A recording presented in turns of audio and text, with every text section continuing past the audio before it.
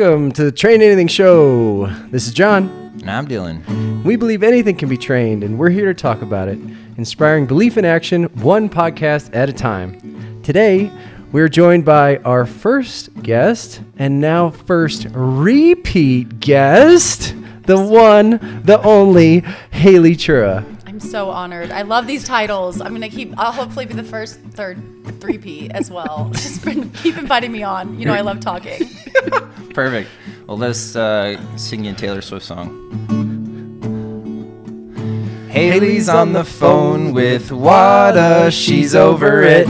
No more peeing in a cup by her kitchen sink, 'cause she's retired from a sport that she loved true. Haley's career was not a typical flash of light. She gave her all in every race, every long hard fight. Never found a swim that she wasn't in first place. But she wore tri-kits, now wears green t-shirts. A real legend for all of history. Dreaming about the day when she wakes up and finds that what she's been looking for has been pancakes on the side of her accomplishments. Too many to list here in the game so long, so don't you leave. Haley Chura, please. Don't you leave. Oh my gosh. I don't know what to say. Wait, I've never been speechless before in my life. I was not expecting that. Thank you all. Applause. You're welcome. You hit all the high parts of my life. Wow. You know, flustered. Yeah. Well, the water was pretty funny because you just did a post getting a message from Ironman saying you're no longer on the watch list. So I am no longer in any testing pool. I have been in testing pools, drug testing pools, since I was 17 years old. I am now 40. That's a long time. That's a long time in a testing pool. It's a long time, and it's a little invasive, and I'm excited. I'm like, now I can do all the drugs. Nobody's gonna knock at your door. No one. Maybe the police. Well, Haley's no. getting Okay, fast. that's the other thing. If anyone knocks on my door, I can hide like a normal millennial. Oh. I do not have to actually open the door. You don't have to. Right. I like for the last however many years, I've always had to open the door my if someone gosh. knocked on it. Oh, That's right. epic. And now I can hide. Yeah, you can be like, I'm not here. I'm not here. Not here. Text me. Fine. Yes. So Epic. I like this whole new life. Yeah.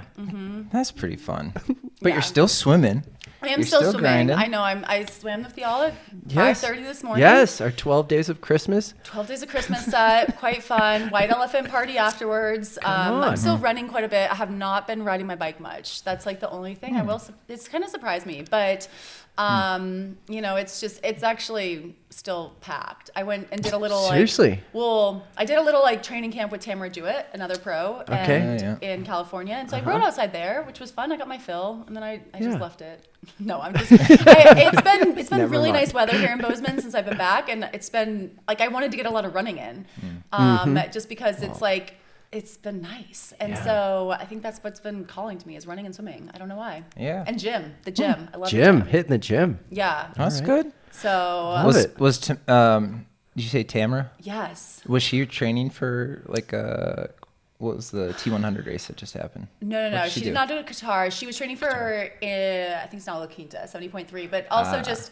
It was just to see California, and she swims at Stanford and Stanford Masters, and that's always been something I wanted to do was swim at Stanford Masters. So I got to do that and just ride a little bit around there with her, and it was just it's kind of nice when I don't have the stress of a race to just be someone's training partner. Yeah, It was a fun thing. Although I will say she's a very fast runner, and I went 16 years of my triathlon career, no running related injuries. 2 runs with Tamara, and I couldn't walk. No. It was, I don't know. I just I thought I could keep up with her, and I can't. I did learn that the hard way. So yeah, I know I am middle aged. I need a warm up.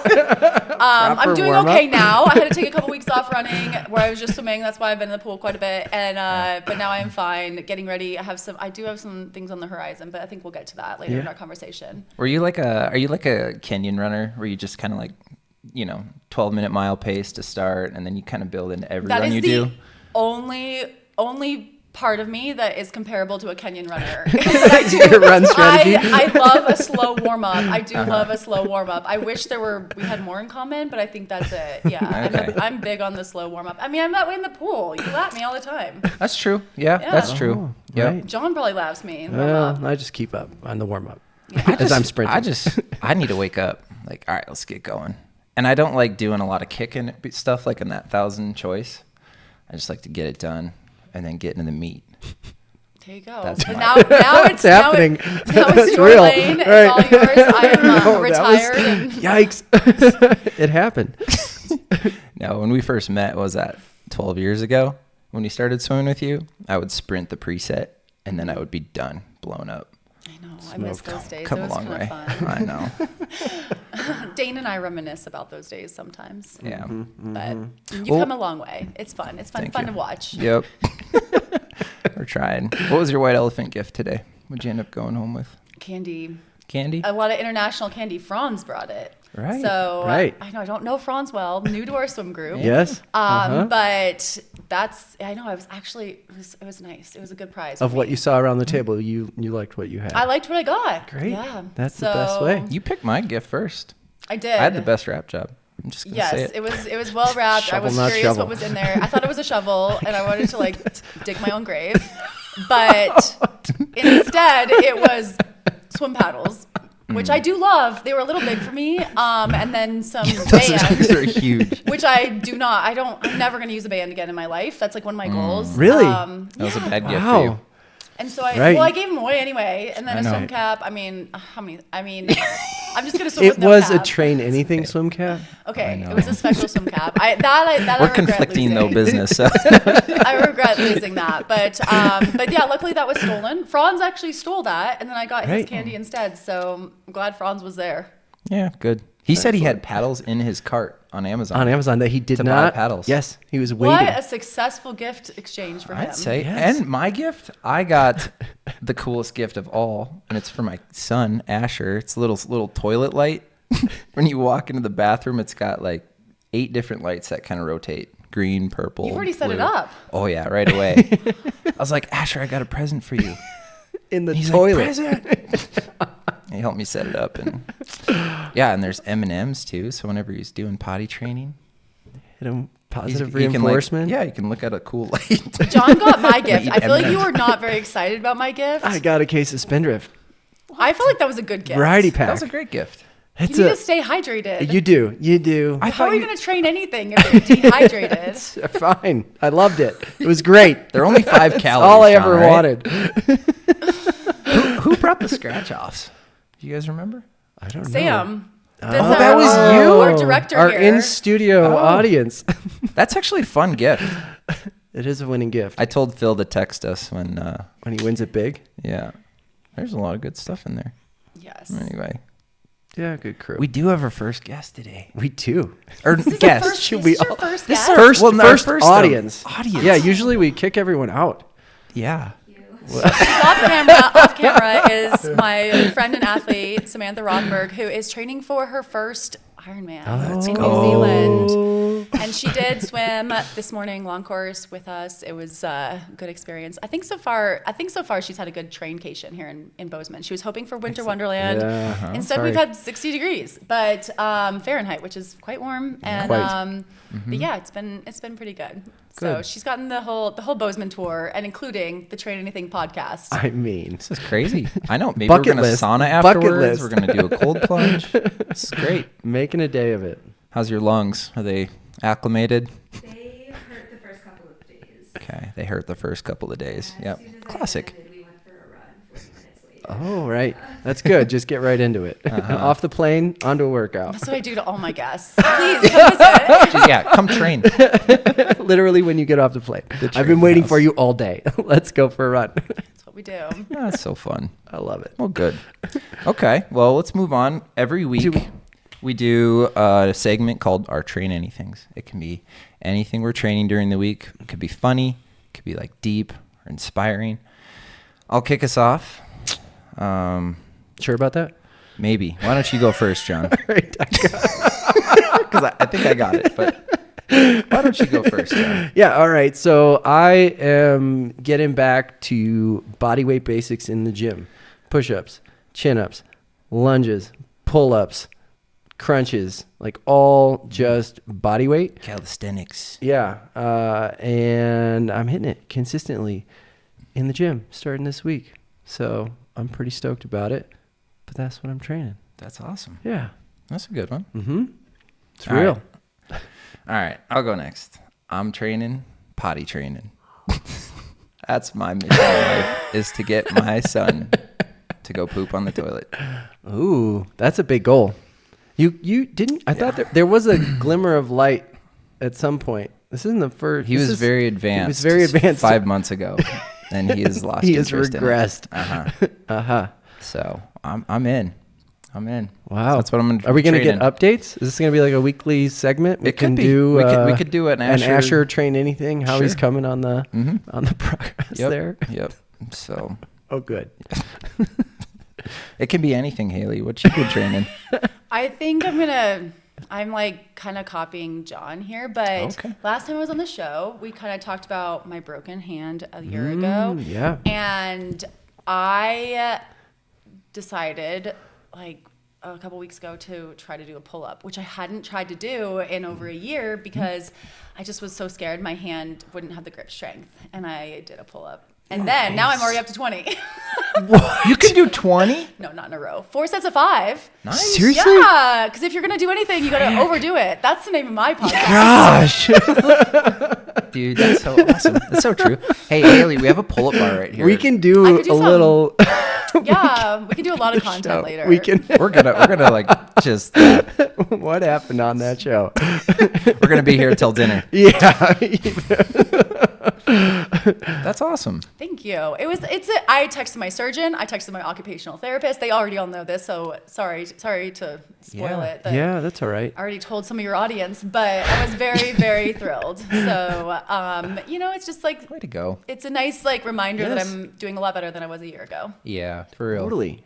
And do you still have metal in your hand? Oh yeah, it's there forever. It'll be there forever. Unless you're annoyed of it, could they take it out?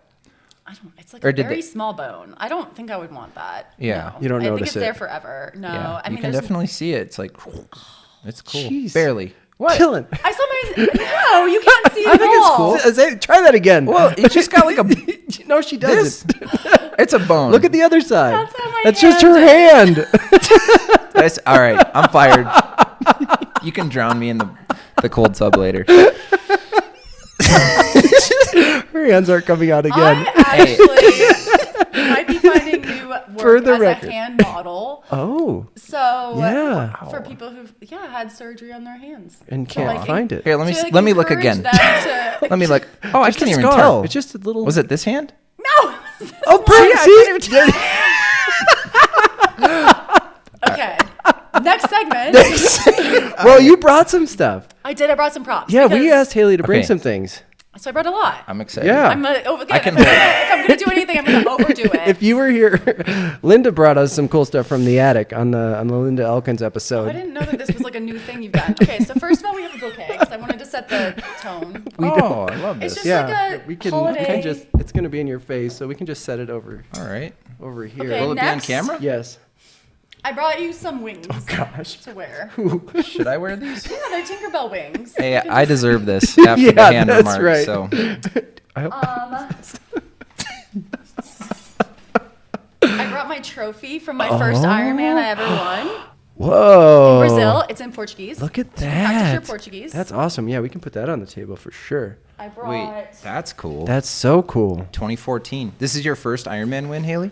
Yes, in Fortaleza. We got to talk about every little bit that you're bringing Yeah. over. Oh, you brought the dust too. I brought a unicorn. I brought a unicorn. This is from my friend Jocelyn and her daughter Ainsley. Oh. And it was for good healing. And I just my hand healed and I did pull-ups now. So that's Wow. What's the unicorn's name? It has an. I don't. I don't know if it's gonna on sit it. on got a name. John's I also shoulder. brought a I don't know. Labubu. Are you familiar with Labubus? I don't know what a little boo boo is. These are like hard to get. This is from my sister, and it's in a Hawaiian luau outfit. So that's Oh. just like a little Hawaiian. They're hard to get. Yeah, they're hard to find. You put them on your bag. They're Oh, quite interesting. Okay. Cute. I brought Here. Yeah. Whoop, don't. I'm gonna knock I this. brought They're some all over. Got you, lightsabers. John. Okay. I brought you some lightsabers. We have lightsabers. Can we have a fight Wait, right we now? should Epic. Wait, go to green. There we go. Oh. Yes. Dude, this is Okay, awesome. there you go. I mean, I felt like we needed some lightsabers. Oh, they actually go. They change. Hey, mine died. Oh. No, I think Did it's I just lose? like Is it they like only 3 hits stay and on you for lose? a few, maybe Few it's whacks. not. Wow. All right, Haley, where do you want to start? We need a little, or is this all of it, or we got more? No, she's More. got more. I brought this trophy. If you guys are listening, go to our YouTube and you're gonna need to you're see gonna want to this. watch. I brought this trophy. Do you know the Oh. significance of this? This is my first place trophy from What's that noise? 2018. Haley, Why is Coeur that d'Alene. It's the lightsaber. Hold down the button. No, hold it down. There you go. It's going to turn off. There you go. Okay, this is Ironman 70.3 Coeur d'Alene 2018. I won that. Do you know the significance of this? that's You a were very there. special day for me too. Oh my gosh, you Haley, guys! that's awesome. Oh my We both gosh! raced there. So I brought that. But also, I mean, special. do you remember who had the fastest swim that day? You did. Who had the second? We crushed it. That was the Bozeman swim day. Hey, who got my Wow. pro license that day? You did. That's I know. a That was big your, day. Your amateur Do you win. have your trophy from that day? Could Could you just take I brought hers? a picture of Oh my gosh! my mother. Taylor Swift. You think we could maybe wedge that up Okay. here? Maybe.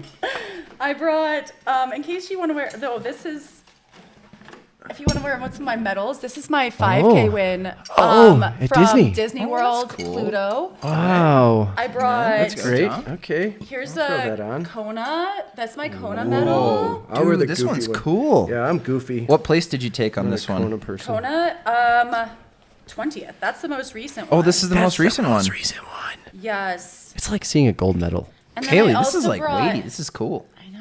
It's got some heft to it. I know. I mean, those Ironmans are like a- expensive, but they This is what you get. It's I because brought a of few others, the. but I also brought this is the outfit I wore in honor of Taylor Swift That, at the New York City Marathon. Oh, This is what I wore. I Wow. wore shorts over it. the whole but time you ran fast in that thing. I ran a 2:49 marathon. Yeah. wearing this. in that. Well, how much of that do you attribute to sequins? 100%. 100%. Is that of a it, so yeah. Haley? Is that like a running thing or is that like a Like what What is is is that a dance leotard? what would you buy that for? Running? Running the New York City Marathon dressed as Taylor Swift. That's actually how it's marketed. As a Taylor Swift like costume, she wears that. Oh, There's a picture of her for Well, reference. There So, Dylan, you got to put this that is on. if Yeah, no, I got wings on. I'm good. this is for the cold plunge leader. Oh. That's all I have. I have some more. I think that's all we need. All you have. All right. This Yeah. is What's- we are. Okay, that's all you want to share. Is there one more thing? I did have one more thing. Oh, You're right. Yep. I brought a poster. Ooh. This is one of my friends, including Sam in our audience, made me some posters for Kona, and then I brought this one, HC's Kona era. It was like quite nice. Yeah.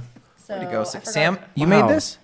I was part of the group that Way to go. Wow. Yeah, so that represents That's all my awesome. supporters. Were you at Kona? I was. Cool. Okay. Yeah, Sam was definitely in Kona. Very cool. Got to experience. Okay, there's so much to go over, and I'm excited. Where'd you get lightsabers? No. I mean, Let's start with the lightsabers because we're on the hand thing. So Yeah. let's go. Well, that was something I think I talked about the last time I was here. Yeah. Was coming back from breaking my hand, and one of the big goals was to run now I the remember. Disneyland 10K dressed as Ahsoka Tano, who is carries two lightsabers from Star Wars. Yep. And initially my left hand did not have the grip available to hold the lightsaber, and so that's one of the things I told my surgeon and my occupational therapist in those early days. I was like, I want to be able to hold a lightsaber by February 1st for this race, and then I did, and I I won. do remember. And Yes. I took a remember picture now. of me running across the I do remember. finish line holding two lightsabers, and Yes. that is when they realized I was serious. They're here in the studio. And they're here. Those won the Yeah. Disneyland 10K this year. How many of these things do you think are on their way to the Smithsonian? 0. I mean, there could be a whole exhibit. I don't even know. Oh, is The that, Haley is that a Chura. museum? Yes. It's a national treasures. I don't know if the winning the Disneyland 10K gets you there, but I don't know. If there's an maybe application, we're going to fill it out. When this podcast goes viral, We will. I'll get some requests. If you're out there, I'll get some requests. Was that this February, 2025? Isn't that crazy? It's been a long year. You've come a long way. I have come a long way. That's now I'm awesome. doing pull-ups. Now you're doing pull-ups. Yeah. Nuts. Do you have a pull-up goal? Like, do you want to do 20 in a row? Probably could. I don't know. I mean, Maybe we'll try today. Okay, let's try. You'll be so sore tomorrow. Yeah, Kaylee's going to be T-Rex arms on, like, Around. Monday. Fine. I'm retired. I got nothing We to can do. do it. Nothing to do but pull-ups. Love that. Oh, well, Okay. you've really set the mood in here. I think it's great. What are I these feel- wings? I wore Another those custom. last year at Disney when I won the 5K dressed as Tinkerbell. Wow, and I'm wearing them now. Yeah. I feel pretty You honored. are. I wanted to make sure you guys look good. Okay. I appreciate that. All right, John, what is and John this wearing? ambiance- What's this? This was the Goofy 5K. You got any fun stories with that? Pluto. Well, I was wearing these when I won that. Oh, okay. And just the Disney So they medals go are together. quite cool. I have a couple different Disney medals, This guy but moves. I love swag. I do love swag at races, and I think that might be what keeps me going in some races is, the medals are important. Yeah. Okay. Moving on. Is there a story behind this thing? I told you, Jocelyn and Ainsley We got Okay. stories. All right. On all inspired of it? me. Yeah. Inspired me. I want deeper meaning. Tell us about this. What did this win mean to you? This thing, it's not even English. I told you it's Portuguese. Portuguese. That's what they Were you here? speak in Hey. Brazil. You can't just That throw says these first place winning medals. women's elite. First place pro woman. So I won Oh. Ironman Fortaleza, which is in the northern part of Brazil. This was in 2014. That was honestly the second time I was planning to retire. Seriously? Yeah, Okay. in 2014. And I kind of was Holy like, cow. last ditch effort. I'm going to like go to Brazil and go do a couple races and like Right. last hurrah. Yep. And I went and did this Freaking race, and this race was so hot. It doesn't actually exist anymore as a full Ironman because it was so hard. This one was so hard. I thought I might die. It was so choppy. It's like the windsurfing capital of Brazil, so it's very, very windy, very, very choppy. And it's like Fortaleza is a huge city. It's like 6 million people, so it's also just like crazy. And they couldn't even keep buoys out. You just had to swim to a boat. You swam to a boat and you swam around the boat and came back. And I was so seasick, and I was just like dry heaving in the water, and I was like, I might die. But you could see gosh. the shore, so I was like, I'm not gonna die. I'll make Right. it there. Yeah. Right. But I made it through, and I do think it being a very hard swim, that's like what I tell myself. I'm like, it's a hard swim, so if it's hard for me, it's probably really hard for everyone else. Yes. And I didn't end up at sea. I made it back, and then you're riding through this massive city, and it was just what an experience. It was so hot too. It was so hot. And for some reason, I'm sometimes good in hot races, which is bizarre because I get hot. You in do like, a lot of heat prep, right? Yes. I feel like you're always in the sauna. I know, I just complain about being in the sauna a lot. But I do think I respond pretty well to some like sauna training. And then I also just know I'm bad in the heat. And so I think I'm pretty good at heat management on the day. And that's why I've been able to do some hot races. But it was so hot. And but I had a really good race, and I won, and it was such a surprise. And it was just like one of those, honestly, it might be like the most complete race of my entire career, complete Ironman race, where the swim, the bike, and the run were all just like totally solid. I raced exactly to my training, and that's hard. It's, Yes, you guys know, so you've done hard. Ironman, like, Yes. your training can go so well, Yeah. and then you don't know how On the race day is day. going to go. And it was very, very emotional because, again, I was planning You're for that ready to be my retire. best. I So that ready was to the retire. that was first That was the second time. second time you're ready to retire. Yeah, the first time was in 2013. I went. Why? I was gonna say when did Why? I I have so many questions. when did you lose count of how many times, or have you kept count? Oh, I lost count. I And know. I've definitely lost count. I mean, someone out there is like, that's why no one believed me this time. But Well, we're still not sure. I'm out of the testing pool. Yeah. On December 31st. I can't start doing drugs till December 31st, guys. Sorry. But yeah, I mean, it's a hard, it's a very hard sport. It's a triathlon is a very hard sport. Professional triathlon is a really, really intense, like physically intense undertaking as well as mentally intense. Like I think my first year as a pro, I did my first pro race in the end of 2012, but 2013 was my first like full pro season, and I won a 70.3. I qualified for Kona. I was first out of the water in Kona, and I finished that year so tired and just like destroyed. And I had barely covered my expenses. Even winning races, I had barely covered my expenses. I was very lucky with the sponsorship I had, but it still wasn't enough money. And in that moment, I was like, I can't do this. Like, I can't make this work. And I had a couple of good mentors in my life who were like, okay, give it one more year. And that's a lot of how my whole 12-year pro career went, was like, give it one more year. And there were just so many moments like Fortaleza where I was like, okay, this is my last race. And then it went really well. And then I was like, okay, maybe I go one more year. And so it kind of went that way until this year. And then I was like, okay, no more. Yeah, we finally hit the end. Did you go wire to wire in Brazil on this one? I did. Way I to led go. the whole- That's the way to race. Yes, I had the fastest swim, the epic. fastest bike, and then I had the second fastest run. Nice. But what was also wild in that race, I actually finished only 30 minutes behind the pro men winner, which is a pretty small gap. Whoa. Wow. Yeah, it was So it was like really hard. It was like hard. wild. Lots of blow ups, carnage Yes, everywhere. Well, you know, a very hot run. Yeah. And then I just did a really, really good job on the run. And I actually remember this guy, Peter Vavrusek, who is a Czech pro, and he had like 150 Ironmans. Like, he would do one every month. So he's at every single race. And he was having a really tough day. And like every time he ran by me, he was behind me. And because we actually started pro men and women at the same time. And then he was behind me, and every time he ran by me, because it was like a 3-loop course, he'd like point at me and like, he's like, pour water on your head, like telling me things, like coaching Giving me from you within tips. the race. And that was so kind. Like, that was that's really, cool. really kind. You know, when you see sometimes it's like you're having a bad day, and then, or someone's having a bad day, and they help remind you to like take care of yourself. And I just had one of those, like, maybe the one real magic everything went well day of my entire career. So at least it happened once. That's right. That's cool. But kept going So for good. another 11 years. Seriously. Gosh. I want to get into that more later, but I just want to touch on this one, that one, the Coeur d'Alene. That was so cool. You were coaching me at that time. I had set a goal in 2011 to turn pro, and it took me from 2011 to 2018 to do it. And I just stuck with it. And when we met at the pool, I think it was probably 2012, 2013. I think it was actually 2016. Was it was that later, much yeah. later? Stop it. Yeah. When did you move to Bozeman? 2016. That's how I know. Yeah, that's when I came back. Oh, We you're might right. have You're met true. Right. like in the summer before, but it was Catherine, the lifeguard. Well, we That's met who- on the M. I was we climbing did. the M Yes. in my fire gear. Yes, we did meet there. Yeah, I forgot about that. I took a picture of you. Yep. Because I was like, who are these wahoos like climbing the M? I know. It's a local mountain in their full on fire gear, but you were raising money, and Yep. it was pretty cool. And then Catherine, the lifeguard at the pool, Okay.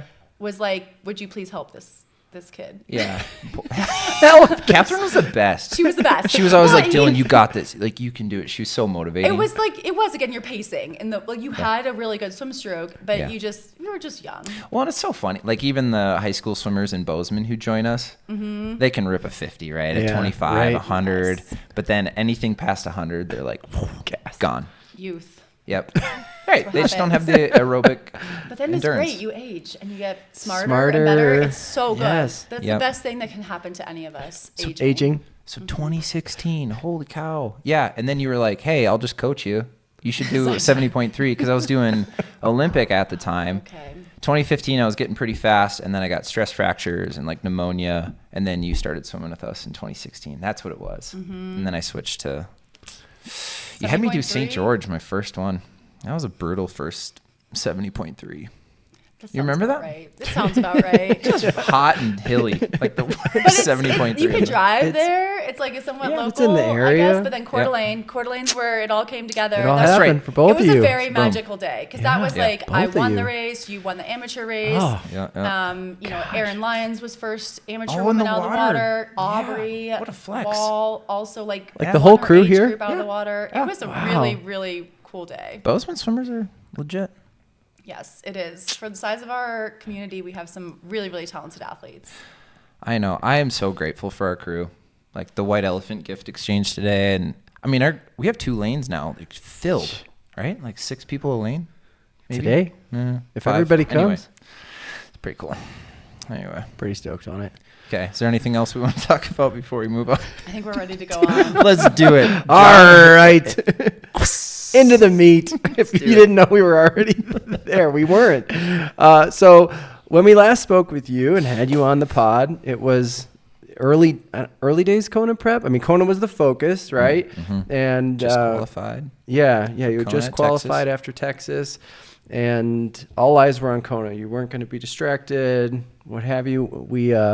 We were going to check in along the way, but you were too focused. I was too You were too. focused. You're like, no, I can't missed our deal window. with you right now.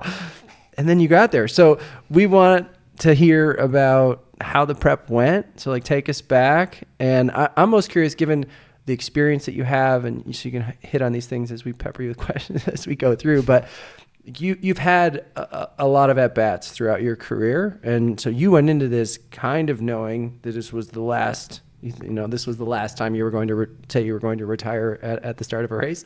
And so were there things you did differently in the prep to be like, okay, this is the last one, so we're going to focus? Like, did that influence the prep at all? Or was it just a matter of, like, did you take more risks? Or so just curious as you talk about maybe swim, bike, run progressions. I mean, when you had me on last time, I knew a year ago when I crashed in Las Vegas, I really wanted to retire in that moment.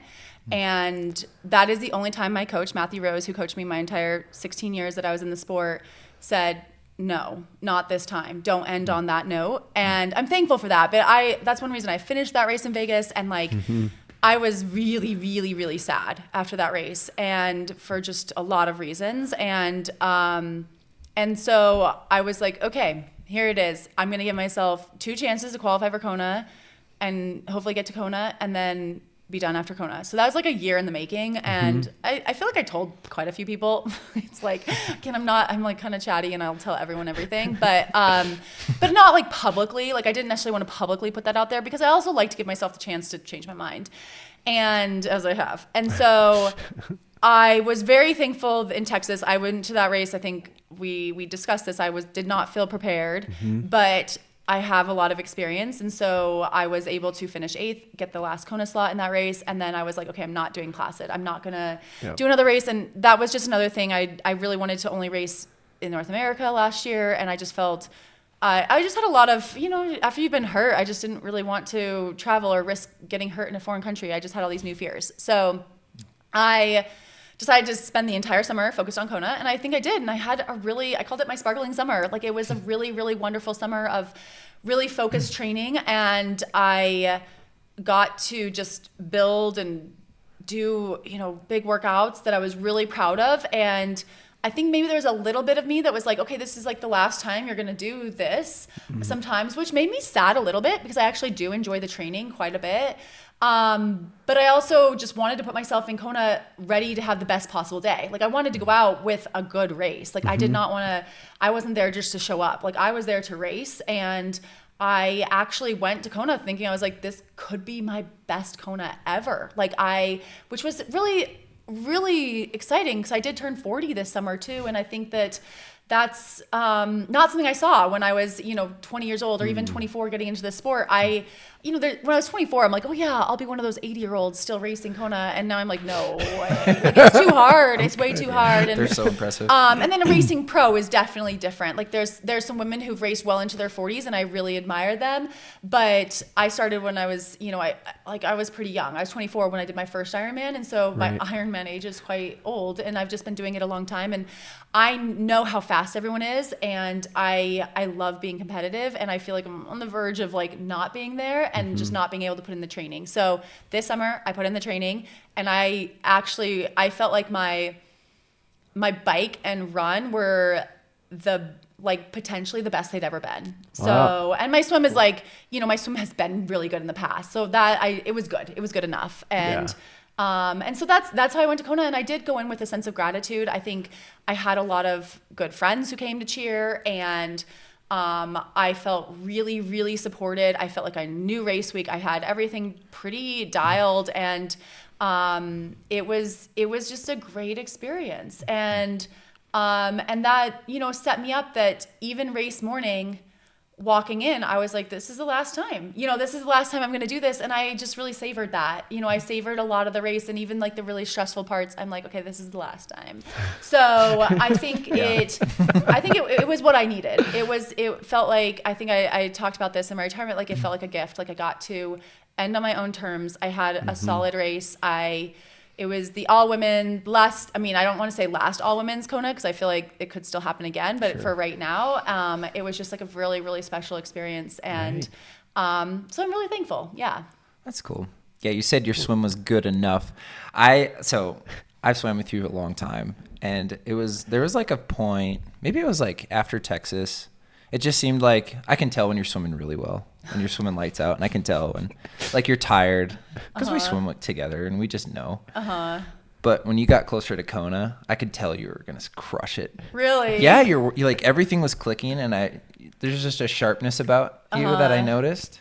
So I knew you were gonna crush it. Yeah, and I had a good swim in Kona. You had a really good swim. I was a little surprised about that swim in Kona, because I am 40 years old, and swimming is a sport, like, I recognize I was at my best when I was 20. So 20 years ago was when I was at my best swimming, and that's when I put in the most work.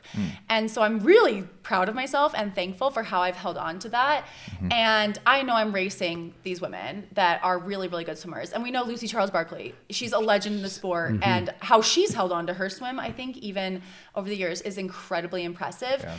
And also everyone shows up at Kona ready to go. Like everyone is at their best. Everyone is that sharp. And so when I got through that start, and then I had the chance to kind of be in second, I was like, oh, I'm taking this. This is amazing. And be second out the water. Like I'm like loving it. I knew that it's a little tactical, and you have people like Taylor Knibb and Holly Lawrence and Marta Sanchez, who potentially could probably swim faster than me, and who are sitting on my feet to conserve energy, because these are people who are going for the win. But at the same time, I'm like, okay, I can impact the race here. Like, let's go harder. Let's minimize this gap to Lucy. Like, and that was kind of how I felt like I was maybe being a part of that. So that's also one reason why I did it. And it's really fun. I will say, like, coming out of the water in Kona, like, I was first in 2012, and then 2013. And then I was also first in St. George when we had the World Championship there in 2022. And then this one I was second to Lucy.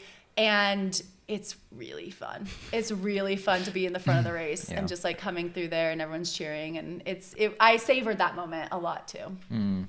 Yeah, it was fun. I was out on a bike ride. I was going up Bear Canyon, and you lose service when you go up there. And I was watching the swim. And then I lose service. I'm like, dang it. But I do my out and back, and I get back in service, and I check my phone, and literally you popped out of the water and you were running up the steps. Yeah, I was like, oh my gosh, that's such good timing. And I mean, technically you're the fastest swimmer on the day. I did. First out of the water. Unfortunately for Lucy, she did not finish the race. And so I if you look at the results, yours. Number one. Yeah. 40 years old. And another reason I was like, it can't get any better than this. No. So I'm like, we just got to end it now. Did you get a bonus for that from QR or anything? Yeah.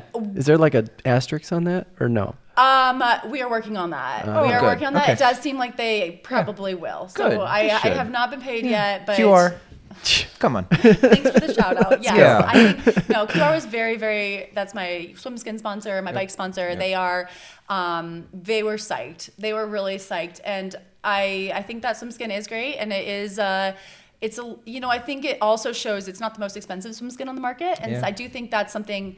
There are places in this sport where you can buy speed, and I think a swim skin is a good investment, but I also do not necessarily think you always need the most expensive thing. So there's my 2 cents on that. As a pretty particular swimmer, like I like my certain swim gear, and the first out of the water at Kona World Championship, also endorsement. We'll take it. Take it. That's so cool, man. I remember I always used to go boom boom when we were doing like prone starts, like the Kona, like the Kona cannon. Dun, dun. Yeah, and I'd like hype us up before we'd like do fast 50s. I'm telling you, those prone starts do work. The start in Kona is it's quite stressful, and it is quite important to practice that. So I'm glad our practice paid off. Yeah. Do you feel like you had a weakness when you're open water racing? Like, is it your start? Is it your threshold? Is it yes, the my finish? Start for sure. Okay. I've never really been a sprinter. I did swim the 200 backstroke 400 IM when I was younger, but I have never really been a sprinter. And I do think there is some tactics involved with the start of a triathlon and even an Ironman. And I like an in-water start. I do not love a running start. I have a hard time running barefoot. So like those are my least favorite. I like a diving pontoon start, but those are pretty rare.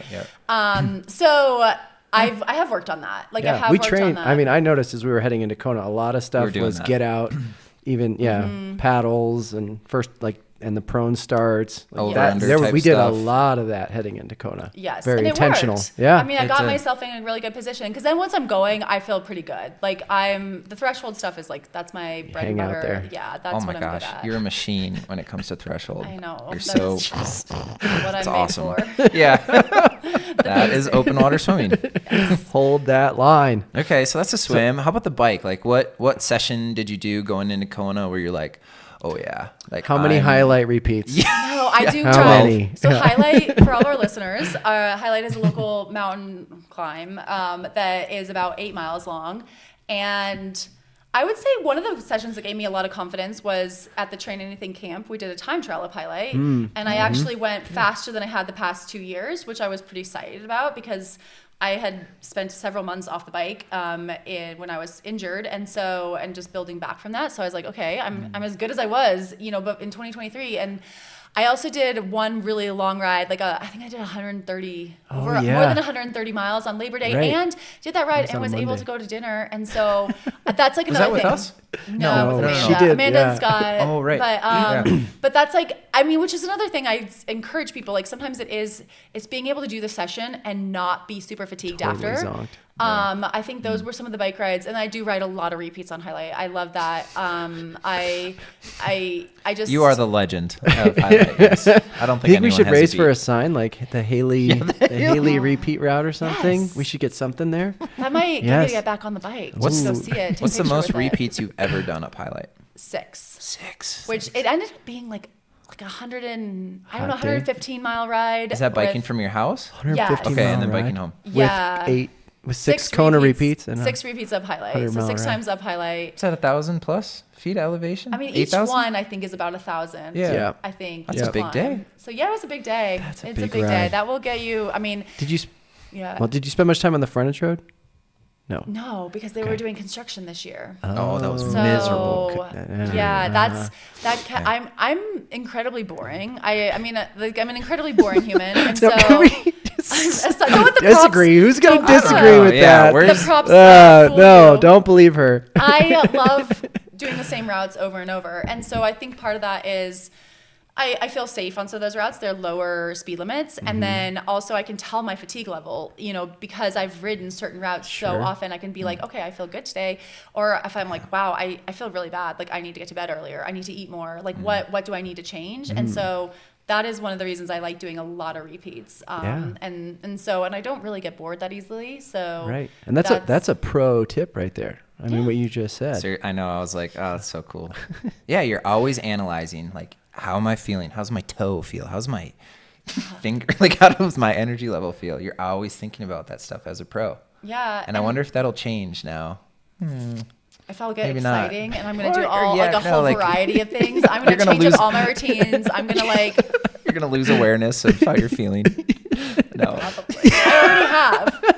Yeah. I feel great all the time now. Yeah. That is it. That is it. Energy all the time. Yeah, it's amazing. Okay, that's the bike. How about the run? Was there like a long run that you did where you're like, okay, this was awesome, or a certain session? This is another one. I will say I love the treadmill, and there's an 18-mile treadmill run that I've done before a couple Ironmans now, and it is, just some pacing work. Okay. And I think Ironman target or like sub or Ironman target. So I think I was targeting 6:50 pace, which would be like a 3-hour marathon. Which, if you know what I did in Kona, it was not a 3-hour marathon. But I think it's also Kona is a very different race, and that's something I would say I have run sub 3 off the bike before. I've never done that in Kona or even been close, but it is 6:50 pace, just dialing in that pace. And again, it's about doing that and not being super fatigued, not needing it to take that much out of you. And I think that's something athletes I coach or athletes I know, or, you know, they do a lot of workouts and they're like trying to hit their max and like, oh, how fast can I go? And I like a lot of sessions I do, it's like, how fast can I go and not be tired? Because in Ironman, I mean, there's certain times when you do want to practice the struggle and getting things done when you don't want to. But I think that there are a lot of Ironman is being able to stack day after day after day after day of training. And so it isn't going to the well every single day. The only time I want to go to the well was October 11th on the day of Kona. That's the only time and I did. Oh, I really? did. Oh, I went to the well. That's awesome. Yeah. What about run volume? Like, what was your peak week? Do you know? Probably not very much. I mean, 18 miles was the longest standalone Single run. session. Yeah, that I did. And I should look up I pay attention to my athletes' run volume, but I don't pay attention to my own. I would say I'm probably lower on the run volume. Most everything I do is on the bike. And I do believe you get a lot of run fitness from cycling. And so I think it's interesting because you probably look at my races. Sometimes they look like I probably swim and run a lot and I don't bike, but actually what I do most of is ride the bike. And so I don't know. I don't actually know. Like probably less than 40 miles a week is what I would guess. You know, which it feels really low, but if you saw my bike volume, it's massive. Right. And so I think that that's like a little misleading. Like I obviously had a lot of run fitness because I was able to run New York City Marathon after that. And but what I didn't have was like excessive fatigue because I think running makes me very tired. And so it is being careful with that running, both the speed and the intensity and the volume, just to manage overall fatigue. Yep. As you were going through the summer, were you in bubble mode the whole time? I mean, I feel like I probably was. You guys probably, I don't know if you noticed, but I didn't do a lot of extracurricular activities because I just wanted to give myself this chance to be in Hawaii and on that starting line, knowing this is my last chance. And I want to know that I put myself in the position to have the best day possible. And I do believe I did that. So I did probably cut back on a lot of social activities and I didn't travel a lot and I washed my hands a lot and tried really hard not to get sick. I mean, I hope I do that anyway, but I think I was pretty focused and I think I got what I wanted out of that. Like I knew it was temporary. I knew it was only a few months and I knew it was worth it. I also have done Kona before and I know that's what it takes. Like to really be competitive there as a professional, like you need everything to go right. And like you do need to be the fittest you possibly can be on that day. Going in. Yeah. It's a real, I mean, you're walking that fine line and you see it. I mean, and then you take risks on that day and it's really, really hot and it's really stressful and it's really hard. And the sense of accomplishment you get when you finish is incredible, but it is incredibly hard. I mean, I cannot describe how difficult that race is. And it's not the terrain, but it is the combination of the terrain, the heat, and then the competition, and then just the gravity that event holds. And so, you know, I wouldn't say I didn't have my best Kona ever. I finished 20th. I have in the past finished 13th as the highest, and I've even gone faster. I was 15 minutes faster 2 years ago. And so it was not my best day, but it was an incredibly fulfilling experience. And I am proud of how I put myself in the position to have my best day, even if it didn't happen. Before we get into some of those details, because I do want to hear about the well, I'm curious about heat prep and how you layered that in, at what point, how do you manage? I think it's taxing, right? It's an extra session. So how are you manage that with your loading and all of that going in? And was it different this time from prior heat preps you've done? Right. So I have a heat protocol that has worked really well for me in the past. So that's what I do. And this is something that I advise people, like I only do this heat protocol if I'm very fit and I have the time in my day, because like you mentioned, it's hard on your body and it is almost like another session. And so if like in past years, I think I raced like Clash Miami quite early in the season and I did not feel like I had the fitness to handle heat absorb prep. it. Yeah. And I was like, okay, I'm actually better suited, like going to bed earlier or like just doing an extra 30 minutes on the bike versus going into the sauna, because I think the sauna is incredibly hard. And so what I have done when I am fit and healthy enough is I think a 9 or 10 day sauna protocol. And I go in as my last session of the day after, like you want to go kind of soon after your final training session. And I sit in the sauna for 20 to 30 minutes. And the key is like you go in dehydrated, and then you're not drinking a lot of water while you're in there. Like you can bring water in. You do not want to pass out. You do not want to like emergency water bottle, right? just but in case. Like you're not in there chugging water, because you are trying to get like a physiological adaptation of like increasing your blood plasma volume. And if I get too hot, I will get out of the Eject. sauna. Yeah. And like take care of myself. And the thing is, you want to do it early enough in the day that you can then rehydrate over the next like 2 to 3 hours. So ideally you're going to bed rehydrated. That's the really hard part. And where you will feel it is you will wake up the next morning and you're going to feel like you have like the worst hangover ever because you went to bed dehydrated. And then that's going to compromise your other sessions. And even doing it right, you're going to compromise your sessions. And that's scary, because I usually do it with, I think I usually finish about a week or 10 days before I leave for whatever hot climate. So you want to have that recovery time built in, but you'll notice like your power on the bike is lower and your heart rate is higher at paces, and like swims feel worse, and I'm very grumpy. And so Ringing any bells?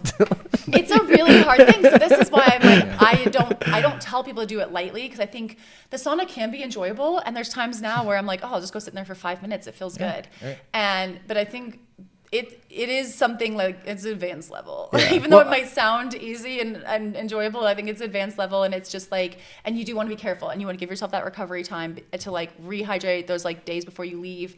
And then I've found that you'll still have that adaptation when you arrive in a hot climate. Yeah, I love that, especially athletes out there listening, age groupers who are, doing their first heat prep or think that it's necessary every time. Like what you just said around, you need to be at a high level of fitness to embark on that, and thinking about the diminishing returns of doing that if you're not, and that could affect you negatively, versus just training through that final block or that lead in, just building fitness in a productive way and not doing the heat prep and maybe having a better day. So coming up with what that line is. And I would 100% add that in 2021, you and I, Dylan and I both did Ironman Coeur d'Alene, and it was a shockingly hot day. Yeah, and so hot. And that was a surprise. So I did not think Coeur d'Alene would be hot, and I did not do any heat prep for that one. And so what I did instead was I know I'm an athlete who does not necessarily do well in the heat. So I was like incredibly good with heat management on the day. So that means I am slowing through the aid stations on the bike, and I'm grabbing an extra water and pouring it on myself. I ran with carrying a bottle, and I actually had my second fastest marathon there ever. So that's the other thing. Like I have had success with no heat prep in a hot race by doing proper heat management. So it is like a trade-off. And when you're racing as a professional, you're going to put everything into it. But there are plenty of age groupers that I'd be like, no, sauna's not worth it. Yeah, that's smart. Yeah. Just like as a coach, just thinking like it almost seems like you should only use it if you are, like you said it, like super fit. And it seems like a lever you'd pull if you're looking for just a little bit more, a little bit extra. And I feel like your time would be better spent if you just ran, like 20 or 30 minutes more a week than, did the sauna every day or, right? Exactly. Or even sleep, add a swim, eat a little more. Like there's plenty of ways that you can Yeah. have a good or bad day in Ironman. There's plenty of ways. Yes. Yeah. And so you want to make sure you have the big things. And I'll say that for my whole career, what took me out were really big things. It's not usually a really small thing. It's like a big thing. Like an injury is like the worst possible thing. Yeah. Like that's going to totally take you out of the race. So like make sure you're doing everything to avoid injury. Illness can take you out. Like, so you really want to focus on those your equipment, is your equipment in order? So maybe it is like spending a little time on your equipment versus in the sauna. So yeah, it's always like you only have so much time in the day, and how much are you using it? And triathletes love that kind of problem. So hopefully everyone's figuring that out, or using a coach and figuring that out for what's good for themselves. And it's, you want to do what other people are doing sometimes, Right. but that doesn't mean it's right for you. Sometimes you got to follow your own path. Yeah. Okay. Great advice. Well, okay. This next question, take as much time or as little time as you'd like, but let's dive into the race. Okay. Like, I want to know, what was Haley thinking about in the swim? Like, what were you thinking about on the bike? What were you thinking about on the run? Even before the race started, when you woke up, like, take us from the time you woke up to the time you got laid. Just kidding. It's true. The lay. To specify. Yeah, to specify. Okay. John had that. Oh, she's bringing it out. I forgot that. No! I do have that. I forgot I had that in my bag of tricks. That's awesome. I woke up like profusely sweating, like Really? so Really? much anxiety. Yeah. Oh wow! Whoa. I mean, I was body very like your body nervous. was. Yeah, did not sleep well. I mean, Wow. both Texas and Kona. I mean, and that's part of it. I was like, okay, then we're doing this again. I do not want to wake up feeling like this ever again in my entire life, like dripping sweat. And there was plenty of air conditioning in the condo I was staying in. Yeah. So it's just like, I was nervous. It's hard. It's really hard. And this was my 10th start in Kona, and so I know how hard it is. Like, Yeah. and I had no illusions going in. That's one reason I trained so hard, because I don't want to make it excessively hard. Going in, I actually, we get pro fluids. Like, you get to bring your own, like, I usually just bring water. So they have for the extra, run bottles, or yes, for the they have, like the you out on can- your table. Mhm. Or? So the pros actually get in Kona, you do get special bottles. And so I like to just bring water, and I just pour it on myself. So it's like a little shower I give myself at these certain points of the race. And I walked in and I had forgotten them. Oh. And so I know. So very luckily I had some good friends who like literally ran and Calling Sam. Yes, Go. Sam was one of them, and like they went and got me 6 bottles of water that morning so I could turn them in. But I was like, oh my goodness, okay, no more mistakes. All right, Like, Right. Focus. Yeah. I'm like, Come on. I'm not good. My bike's already here, that kind of thing. So, I mean, there's just a lot. Ironman is a lot. And even when you've been doing it for that long, you can still forget things. And that wasn't a critical thing, but it was something I really wanted. So luckily they had extra stickers. I got them in. I got to go, you walk in through body marking, which is pretty cool. There's like cameras. I got to walk in with Lucy Charles Barkley, and we chatted a little. And I like, there's the moments, like, I'm a Yes. fan of the sport. Oh. And she had won in 2023 world champion. And so it's kind of cool that we're like walking in together, and I'm like, enjoy this moment. Like, 24-year-old you who did this race would have was taking paparazzi shots Right. of the pros, and now you are one of them, and this is your last time. So it's also Yeah. like, when I started to feel nervous, I'm like, this is the last time. And they have a really cool area where you get to do bike check-in, and I got to see my friends who are like family, and my coach Matthew, who lives in Atlanta, I don't see very frequently. He and his wife came, and I got to see them, and that made me very emotional, but also like just grateful that these people have been with me for some as long as 16 years, and we're there, and they knew this was my last race. And our good friend Erin Lyons, who I've mentioned, I met it here at the pool, she came out to cheer. came? Yeah.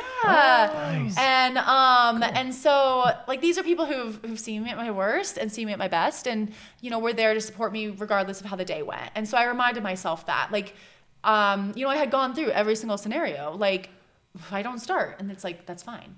All the way to like, I don't finish, and that's fine. All the way to I win, that's fine. I'm just kidding. Yeah. I don't know if we really talked about that one, Well, I but guess it's fine. Haley's racing another year, folks. so the gym manager here in town asked me, he's like, what if you win? And I was like, I take the money and I run. But I'm like, there will be a lot of drug testing happening if that happens. But I had no illusions, but I thought I could have a solid day. And Kona, anything can happen. Experience Anything does can help. happen, So yeah.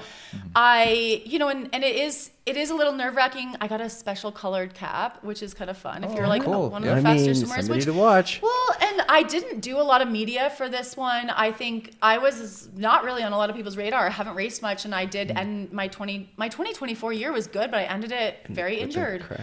And so I tried to remind myself, like, that's almost good. Like, the media can really wear you down in Kona, and it's very hot, and getting around is hard. So I was like, this is a good thing. And I think, just kind of going in is like, I'm like one of the people, but I'm also like one of these 50 pro women. Like, that's not that many. And I'm like, this is really special. All these women are incredible. And like, just trying to enjoy those moments. And again, on the swim, once I was like in second, I was just like, oh, this is fun. And also, I trust my sighting really well. I do not trust other people's sighting. Yeah. Even Taylor Knibb, I think in Texas, Rachel Zelinskas Somebody- and Taylor Knibb went off course. So I trust my sighting. So I was like, I'll just lead, and And it was fun, you know, and we had some swells. I get a little nervous about seasickness, but I was okay. And I was like, enjoy this moment, you know, and try to take those moments. So the swim was really fun. I mean, it was hard. Like, Right. I think, Enjoy this threshold, well, this people, line they're holding. like, oh, you look effortless in some of the videos. And I'm like, no, there's a lot of effort. But I could see Lucy. I could see the lead paddleboarder. Her name's Jenny Kalmbach, and she's like a world champion paddleboarder. Oh, cool. And I could see her in front of Lucy. And so I was like, oh, we're not that far back. Right there? Like, Yeah. I was like, Yeah. we're not that far back. Right there. And so I was like, this is kind of fun. And I knew I had a group of people behind me, and I was like, that's fine, you know, and so I just really enjoyed that. And then the start of the bike in Kona is very, very fast, like very fast, like Olympic distance speed. Oh, just because they're going, right? Like, Yeah. get out. And you're going through town, and it's just very tactical, and you're like trying to like, you know, just get your place. And so that has caught me off guard in past years. And then the last 2 times I've done it, I've like really Gunned it. pretty nailed that. This time I was a little scared. The roads were really wet because it had rained that morning, and I had crashed in a race the year before. So I was pretty careful going around some of the turns, and I kind of just let people go. But I feel like I got through town pretty well. When Taylor Nib came by me, she actually said thank you for leading the swim. Oh, So nice. I was like, wow. go get him. I was like, the nationalist in me was like, we want an American champion. But almost got there. Almost. So close. But it was, you know, I mean, I know these women, and like we are friendly, and I think there's a lot of admiration for everyone because it's so hard. It is so hard. So you know who you're around, and I was pretty proud of who I was staying with. And I got on the Queen K, which is the main road, and I was just so hot. Like, it was so hot. And like in past years, I've kind of made it to probably mile like 70 before I felt really, really hot. And I was probably like 10 miles in, and I was like, oh yikes. no, It was I'm hot. real hot. And that, again, I had done the same heat protocol I'd done in previous years. I do think maybe that rain from the morning had just Extra humid, so the heat. Yes, and Yeah. I think what we saw, how the race played out, one of the most fascinating stats, I think, is that out of the top 8 women out of the water, only 3 of us finished the race. Whoa. Dang. Yeah, so I'm like, maybe we did swim too hard. I don't know, or else it was just like it's the tactics, and maybe it's how the race played out. Yeah. I did not study the results, and it was like you had Lucy and Taylor obviously like battling at the front, and it's so hot, and then, you know, unfortunately neither of them did finish the race, but I mean, what an incredible race by both of them. Yeah. But I was just, you know, I wasn't feeling great, but I've done enough of these races where I was like, it's okay, you know, we're just gonna see how things go. I felt like I was really far back. I felt really, really hot. I was trying to just get calories in. Are you watching heart rate, power? Like, what do you, Yes. or just feel? Kind of what are you Power, paying attention to? Mostly I pay attention to power when I'm on the bike, and I was low. You know, I will say I rode 20 watts lower than I did in 2023. But that was what I had. That was it. Like, I was shocked. I'm very shocked, and Matthew and I have talked about it since. We don't know exactly why, because my training leading in was better than 2023. But it was low power for me, and maybe it was just being hot. I'm not sure, but it was an interesting day because a lot of the times if you get passed on the bike, you usually don't see those people again. Right. You know, at the pro level, people are pretty good at pacing, and they know what they're doing. This is not their first rodeo, especially in Kona. And I actually did have a few women come back to me later in the race where I repassed a few people, and that's unusual. That feels good. Yeah, it feels Right? good, but it's a little unusual, and so I do think but it's Kona. Yeah. Kona, people take risks. Well, that's a win, right? Yeah, I Yeah. mean, yeah. For you, yeah, it was nice. right? You're like, all right, cool. Like, I held my line. You're not getting, you know, you're not the person getting repassed. Right? Yeah, that's- So I think I mean, when you come out of the water first-ish, you don't get to repass anyone. You only get passed. So that's one of the downsides of being a good swimmer. I don't pass people very often. So, right, you got a few. So my entire career, I mostly only got passed. I don't really know what it's like to pass people. But that's why I do marathons now. But anyway, I came into town. I felt like I was pretty far back. You know, I felt like I was like, oh, that was a bad ride. I know I was 10 minutes slower than I think I was 2 years prior. And I was like, oh man, Here we go. Yeah, but I was like, again, this is my last race. We're going to finish. And right. also, I've seen a lot happen. And I saw in Seriously. 2023, I saw Chelsea Sodero come from pretty far back on the run Right. and run her way into 6th. And so I was like, oh, things can happen, you know, and And so I came out of transition. I was shocked. I came out with Jackie Herring because I thought she was like way ahead of me. And she was struggling. And I actually felt really good. Like I love the first part of the Kona run. You're running. Yeah, you ran like a 6:20 or 6:30 mile for the first one. Just so you know. Probably maybe a little fast. Yeah. Because it was like good. uphill. Feeling I was good. feeling good. And I was running with Jackie, and Jackie's a very strong runner. And we were feeling really good. And you get a lot of cheers, coming in. And I was shocked. Someone said I think we were like 18th or something. Like I was shocked we were top 20 because I thought I was much further behind.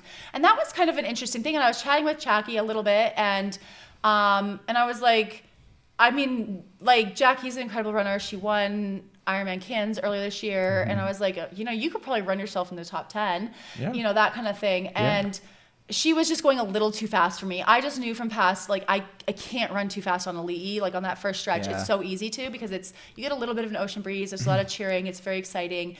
And I knew I was further back when I saw the leaders. I saw Taylor. I think Lucy was still in the race at that time. So I knew I was further back than I had been in past years. And I'm like, okay, we're just going to go have your day. And so I felt pretty good on Aloha Drive, and I was staying controlled. I let Jackie go. I think I caught a few women, and I was like, all right. And I don't know what I got up to. Maybe I don't think I got up to 15th, but I think I might have gotten like. You're close. Yeah, somewhere kind of close to and they pay top 15, so that's always like a really good goal. And then I felt really, really strong running up Palani, which is like a big hill, onto the Queen K. And then I got on Palani, and I was getting passed by Leonie, who's like a German athlete, and like the Germans were just cheering so hard for her. And at first I thought they were cheering for me, and then I was like, oh no. You could steal cheers. You could I steal was them. like, okay, this is not that for could me. be me. This is not for me. How's your German? 9. But and she just like blew by me. And then I honestly got on the Queen K, and again, in past years, this is like mile 8-ish. And in past years, I've gotten really, really hot coming back on the Queen K. So you're at mile like 20. And this time I was like real hot, started struggling around by mile 8 to 10, which was very early. Yeah. And I was like, Still a marathon. I was just bummed. I was just kind of bummed because I was like, and I had done a good job with nutrition and all that. And, and so that's like, if I have a regret, it is how I handled the last 2/3 of that marathon. I think I went into survival mode a little bit earlier, but that's Kona. That is Kona. It is so hard. Yeah. It is so hard. It is so hot. I got repassed by a few women. It was just so hot. And, but also I did feel really supported and loved. It's really, really desolate out there on the Queen K. There's not a lot of people. And, my coach Matthew and his wife were out there in their rental car blasting Taylor Swift. No and way. those are the memories I'm going to take from this race. Awesome. It's like that. And I mean, I was disappointed in myself. I knew I was slowing. I knew I was going too slow. And I can sit here and be like, oh, why didn't you just go faster? And there are mornings I wake up and I'm like, why didn't you just go faster? I think you can, right? That's right, the thing. You're in them. It's just just do what you train, but it's like you can't. Right, 650 pace felt so easy on the treadmill that day, and I was like, no, I can't do it. Every molecule in my body, everything is going as hard as it can. Everything. You probably did get the most out of yourself. I think I did, and that was I had a 3:20 marathon in me, which sounds not fast, and I think that you can look at Kona results and be like, wow, that's not that fast, and then 3 weeks later I run a 2:49 New York, and I tell people, I'm like, that 2:49 was 1,000 times easier than my 3:20 in Kona. Kona is an animal. I turned myself inside out for that race, and I will say one of the things I'm most proud of is my final miles in Kona, which I have never had that experience in all my years there, where I was still racing in the final miles. And that's I feel like I'm getting emotional about this, but it's happening. Well, there was a moment in the last mile where we're racing for 20th place, and Maya Stage Nielsen came by me, and I was going, and I re-passed her. I passed India Lee, who was having a tough day, and and then Maya surged and came around me, and again we are racing for 19th and 20th place. And part of me was this is awesome. Yeah. We are not getting paid. This is not Maya's best day. This is not my best day. This is definitely not Indy's best day. But we are racing this last mile. And I'm really proud of that. I'm really proud of that moment. And I savored the finish line. I threw some high fives, which again, after having a broken hand, is like, you don't take those for granted. I did not take the finish line for granted. My one regret was I came through when they were announcing the podium. So no one told me I was an Ironman. Oh. But you are. I know I am. But Times 100. Yeah. Yeah, but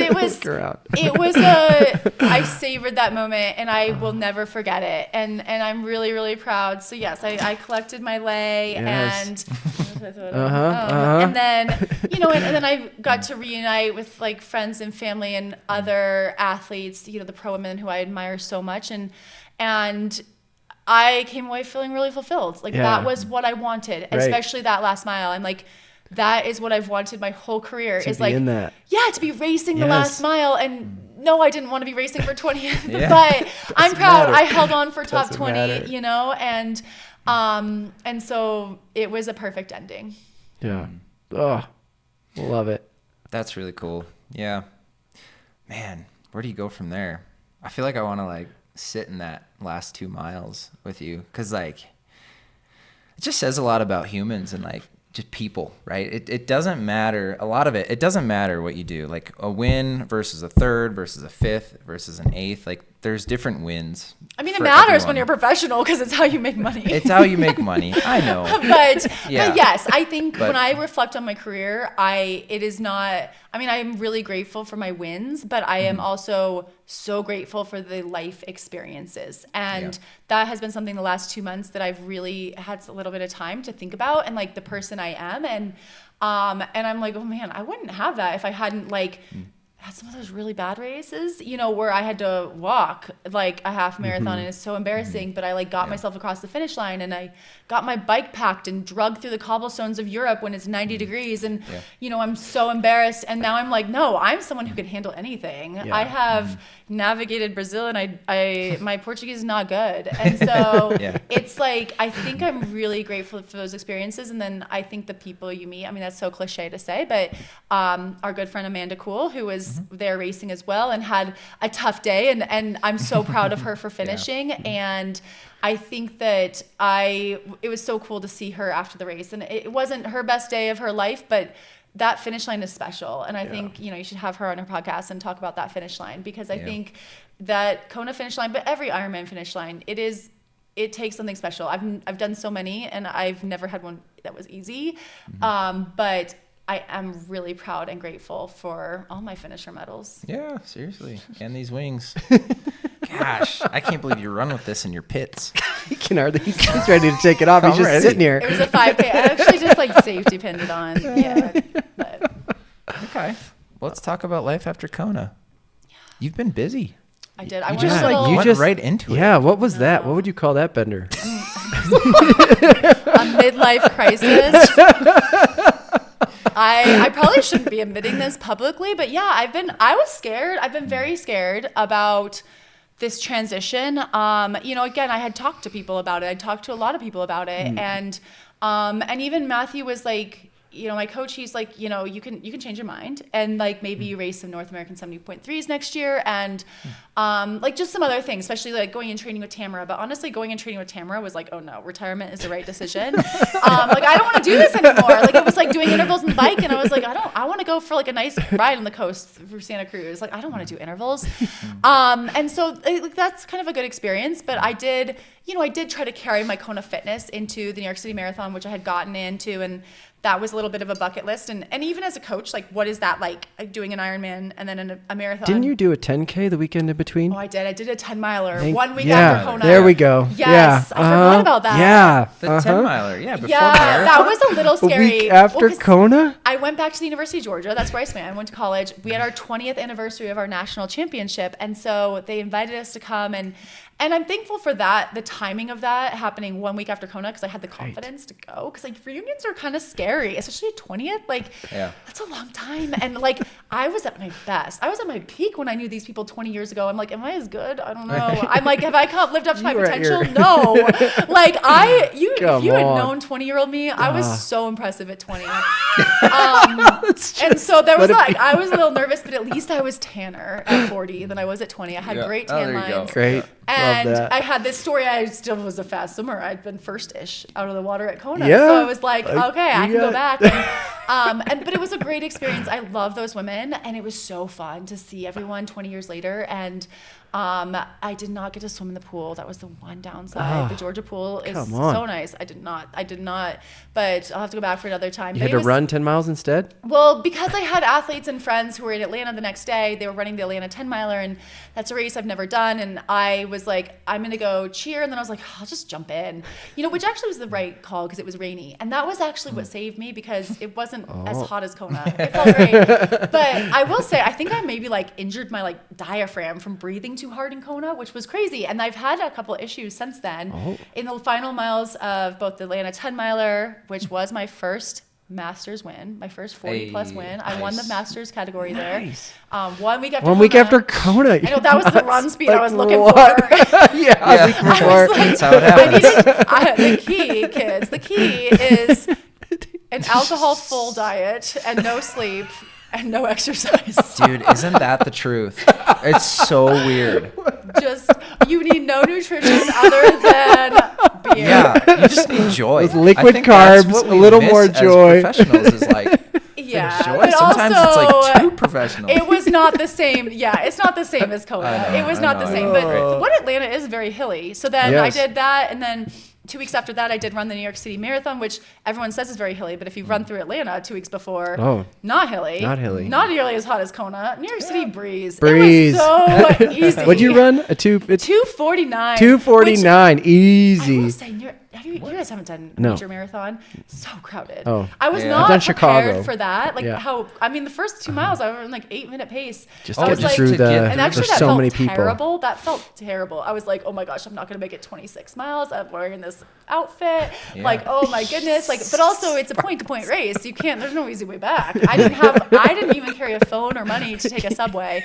I did have Sam, our friend here from New York. I did have her phone number written on my bib in case of emergency. Thinking also about you can't just wear that outfit around New York, or maybe you can. You can. Oh, you All can. right, you can. If you've been to New York City, you can wear whatever you want. I actually was disappointed. I should have gone more extreme. I shouldn't have worn the shorts. I actually regret not looking more extreme. I did pass another guy dressed as the Statue of Liberty. I was not the fastest. Wow. I mean, I wasn't even the only person up there in a costume, but crushing it. I mean, even running sub 3 hour pace, there's a lot of people around you. So it's very crowded, very overwhelming. I mean, it's very cool having that many people cheer, but it was very, very overwhelming. But I had a really, really wonderful day. I mean, I ran probably 80% effort, and I ran that fast, and I was like, "Yummy, this is fun." Wow. That's epic. I saw our friend Grace Cassidy, who just had a baby. I saw her mom, and I gave her a hug. That was the only time I was hurting in the last couple miles. Again, my diaphragm injury. Oh, interesting. I knew I was close to breaking 250, and I was like, do I have time for a hug? And I'm like, I have what? Are you kidding? I'm retired. Of course, I'm dressed as Taylor Swift. I have time for a hug. And I mean, also, it's crazy. I saw her because there's 2 million people cheering. What are the odds? I did see Sam, too. I saw Sam in mile 8. She got a little video. Awesome. So nice. I got to see quite a few people. When you get a really good Haley cheer, I was like, oh, that person knows me. You can tell. You're there were a few. There were a few fans. Yeah. But it's a really cool finish line, but this is the coolest part of the New York City Marathon. This is the part, I don't think people talk about this, but listen in. After the race, when you're you have to walk quite a ways, you get this orange poncho, you get your medal. I brought that medal too. Pull it up. I just was like, these are the Mary Poppins moments we're having right now. It just keeps coming. I saved some things. Look at the New York City Marathon medal. So you're walking Right. around, and New York, not known That's as cool. the friendliest place. Everyone says congratulations. Everyone. Lots of love. Nothing but love. Oh my gosh, whole tables of people at restaurants just cheering as I were congratulations when you walk by. Everyone in the subway, everyone's congrats. And these people are very inconvenienced by these road closures. Right. Oh, right. And then even since then, I met a couple young women from New York a week later here in Bozeman, and I was like, oh, I just did the marathon, and they were like, congratulations. So it is as Sam says, happiest day in New York City, but you got to walk around afterwards. They give you free stuff, like free burger at Shake Shack. Oh, cool. I think you ride the subway for free, like a lot of things, which is also very nice if you run without a phone and you need to get on the subway. Yeah, I suppose businesses like crush it with all the people coming in to race it. So they're like, busy. yeah, we'll just give some free stuff away. Who knows? I don't know. Yeah, I mean, don't it's know. just like so Great. happy. And my Yeah. sister also ran and she got a PR. It was just like a really, really awesome. wonderful day. And so that was like a very fulfilling sporting experience. And it was nice that I got to do it off Kona training. I didn't have to do any specific marathon prep because I don't really enjoy marathon training. So it was wonderful. So that was like the big thing. I've done a little bit of travel since then, and I have been like living it up. And then guess what? I accepted a new job. No, you Yes. did not. How crazy is this? This is crazy. A man This is slid crazy. into my DMs and I said yes. Oh gosh. Yes. I don't know where this is going. No, I got a DM from one of my old bosses asking if I would like to come back and be an auditor. And No way. Stop. why it. not? No way. Yeah, Really? I start on Tuesday. Congrats. You're what? Yeah, I got to get in there before Did you, tax did you season. even think about like So you're how going did in, that wait, you're happen? doing I've tax? been You're doing audit? terrified. I'm doing audit. Okay. You think I could do taxes? I don't know. Just asking. How much do you know about public accounting? Enough. Yeah, I have a 12-year. Is that what Mike does? Yeah. Yes. Yeah, okay. Yeah. That's what I Can went you to school believe- for. Oh. Oh my God, Yeah. we could Wow. start a little firm. I get to be managing partner, and then you two can be my staff. Oh please, who's bringing in the most business? It's me. So anyway, I because of this excessive confidence I have, Yeah. after a 12-year gap, I am going back to You're auditing. jumping back in. Yeah, in my money-making era. Did you have Wow. any like thought of that Yeah. before What you were- raced Kona, or was this what was like it? this just like I'm I gonna had take no it? thought of it 1 week ago. This is No one- fresh. Okay, Wow. okay, hold on. Again, I hope they all listen. So this is the firm you worked with. Yeah, in Before Atlanta, you but quit? I'm staying in Montana, fully remote. Fully remote. I'm going to Remote? audit And they from found here. you. Haley. Do you think I'm easy to get rid of? Do you think in 12 years you're not going to know me? How many times? Are the same people working there? Yes. I've heard Oh from so many. It's my so cool. gosh. It's so cool. That's I'm just awesome. older. Actually, this is one of the coolest things. I'm coming in at a lower level than when I left. And so some of the people I trained are now going to be my boss, which I love. That's like- That is amazing. Love it. It is the Wow. coolest thing. Yeah. I don't know. I didn't see this coming, and I feel like it's the most unexpected thing. So let's do Yes. it. Wow, congrats. I am still coaching. I'm Congratulations. still coaching. Still Sam, don't coaching. worry. Yeah. Again, I still am very much connected with the sport. I am planning to take a little break in the middle of tax season, go to Ironman New Zealand to hopefully be on the commentary team. Hey. Ironman. Let's go get her in. Yeah, we're taking Ironman. They know. I will be there, and that's something I still would really like to do. And I'm just in the, I guess, saying yes to a lot of things, but also I feel like I have a lot of energy. I actually feel like it's going to be really good for my brain. I'm excited to work with some of these people again. They're incredibly brilliant people. Yeah. And, I think it's just kind of a cool opportunity, and I'm so flattered that after 12 years that they still would want me back. They just slid into your Epic. DMs. I'm so happy for you. This is you. I am so too. awesome. I am too. So lots of exciting Okay. times ahead. Whoa. Okay, so you got a job starting on Tuesday. That's cool. And then you're still so fit and you're still so young. Like you really are. Like you are. You have great You hands. have, and you have great hands. I can't even tell. Thanks. But I don't know. What's next? Do you have any sporting goals still? I know it's going a forward? hard one because I do feel really fulfilled with my triathlon career. I would love to run 100 miles. And so there's a race that I was looking at in Vegas that was 85 laps. And so it's a 1.1 mile lap. It's in February. I don't think I can do February. I already have enough vacation during tax season. But maybe I could take what did I take? 14 hours? Yeah, I mean. So I could take 14 hours off. Totally. But it's Ouch. that's totally, again, I'm Wait, someone who 14 likes hours? repetition on a flat 1 mile lap, running 100 times. Is that the thing where you stop every hour on the hour? No, you that's go? a backyard. I don't want to do that. That I sounds need- awful. No. I need to I know would there's a walk up finish at line. 2 No, so miles I in. don't. I don't know when this is going to happen. It might be a few years. So I would love, that's like something that I would love to, I want to run it. Like, I do not have aspirations to do like any I don't have aspirations to do any races that are hard to get into aside from Disney. I am going to go do the Dopey Challenge in January. Those are hard to get into, but I already got it. Are they? So. I feel like you win them. You're kind of a big deal. Right? Why don't they don't invite you? No. What? They don't pay for your housing and food. And Put you massage up at the therapists? No, this is resort? why I need Let's another get job. onto this. I gotta pay for all these things that I want to do, but yeah, look at that medal. You think that medal is cheap? No, goofy moves. So that Pluto. whatever. But it's, Get it right, John. So Sorry. I'm doing that, but there's a lot of races. I think that there's that Total Badass series that I think a few of our friends. Yeah, if you're TrainAnything, the Total one in the Madison Triathlon. Oh, yeah. Tim Olson. Oh, did yeah. it. Okay. But You're going to rip I- that? Oh, like 15 people. That is what I want to do. I want And to do just these races. destroy You- everyone. No! Come on, Haley. Yes. What do you think you're going to be out there doing?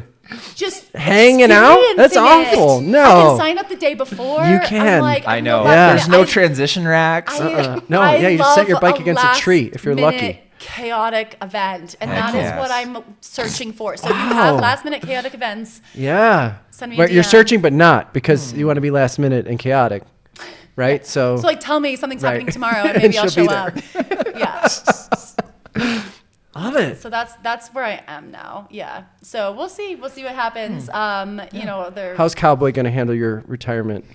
Cowboy's doing great. Yeah. He's probably happy. He's a 10-year-old Australian Shepherd now. He loves a good walk. He likes to lounge. And so he is loving my new lounging era. We sat today. Cowboy and I sat and watched Taylor Swift Eras Tour documentary while not exercising. So he thinks that's the He's coolest like, thing. whoa, I'm getting pet now? Yeah, crazy, like man. I'm getting some. And I still eat just as much. So I thought that was going to like go away, and it hasn't. appetite? No, still Super there. hungry.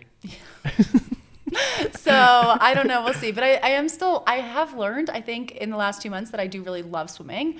And I still love coming and swimming with y'all in the morning. And it's nice that I don't bring the workout anymore, so no one complains about my workout. I love that. So I just show up and, do what I feel like. Hang and, out. Yeah. But I do think that's a surprise. I think that you see some professional triathletes and former swimmers who don't ever want to swim again. And I'm not one of them. So I'm kind of thankful for that. Good. Yeah, because it's a fun place to be, and again, it feels good on my body. So, maybe become a gym rat. I would love to become a gym rat. I want to be stronger. We're going to get you a video You're of already you doing maxing out on pull-ups, so I feel after this. like you're well on your way. Well, okay, that was my run request before the podcast ended, is that you have to be my swim partner, my training partner. You have to show up for me.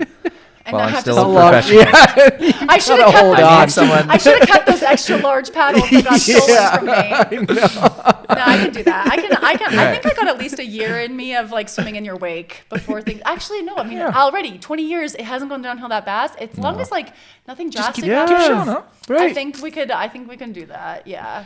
Yeah, if you keep pandering to my ego occasionally, we can make this happen. We're here for it. This we can do. Name your prize. You gotta get that character right next time. Get your Disney characters I'm sorry. I'll study up next time. Put a dunce cap on him. I didn't know. Okay, well, should we do Dang. some? I don't know. Haley, that was a crazy episode. How long have we been going? Probably way too long. You I told me know. to go as long as I need to. Yes. We do have dinner reservations. Okay. It's been an hour and a half. Okay, let's end with some rapid fire questions. Hit her with some rapid fire. Okay. Are you ready for these?